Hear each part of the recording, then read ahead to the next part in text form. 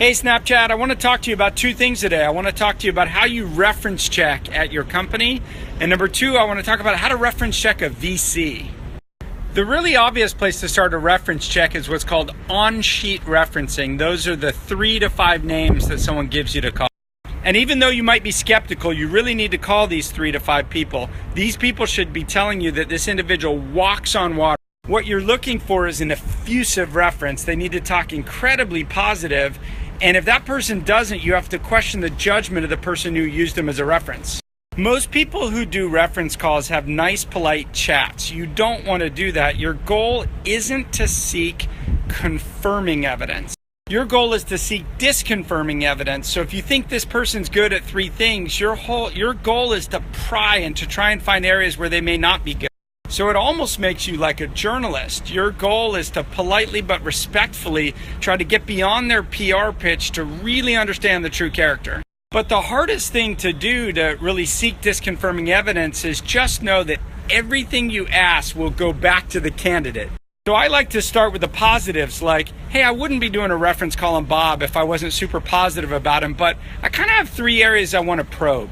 You can use examples from other places where we see really strong opinions in leaders. Sometimes that can rub people the wrong way.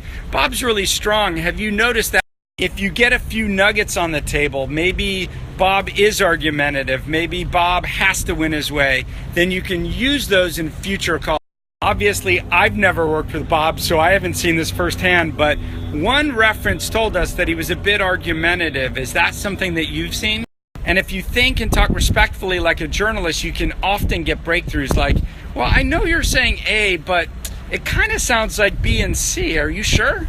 If your goal is to truly find out new things on every call rather than just to hear the nice things you want to hear, you're going to have a better reference overall.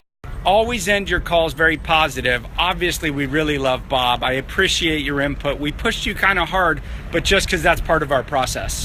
You need to do this because every single time the people you call back to the individual candidate and tell them what the questions were. I even usually tell the candidates, I'm like, look, on some of the calls I had to push a little bit hard because it's my job to make sure I'm asking the tough questions. Imagine you have a candidate who's telling you they left Facebook 6 months prior to IPO. They're going to tell you all the positive reasons, but in every question I'd ask, I'd be thinking, that doesn't make sense.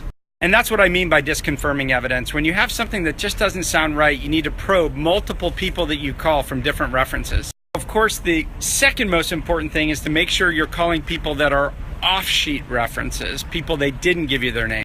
There's a million ways to do this. Start with the on-reference calls and ask each one of them, well, who else do you think I should call to get this information? LinkedIn is a really easy place. You can not only see who's connected to that individual, but look at the orgs that they've worked at and figure ways to call those people. Make sure you do a 360-degree call. Don't just call people that there were clients or were their bosses. Call people who work for them. Call peers. In the end, I'm truly shocked at how little people actually reference check. Now I want to talk about how to reference check a venture capitalist. How on earth do you get the dirt on VC?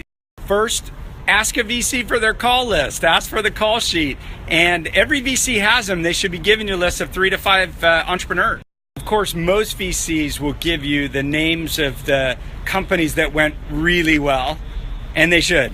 Make sure you seek out the investments that VC has done with companies that did not go well. Everyone loves their VC when things go well because it's all goodness. It's all rainbows and lollipops.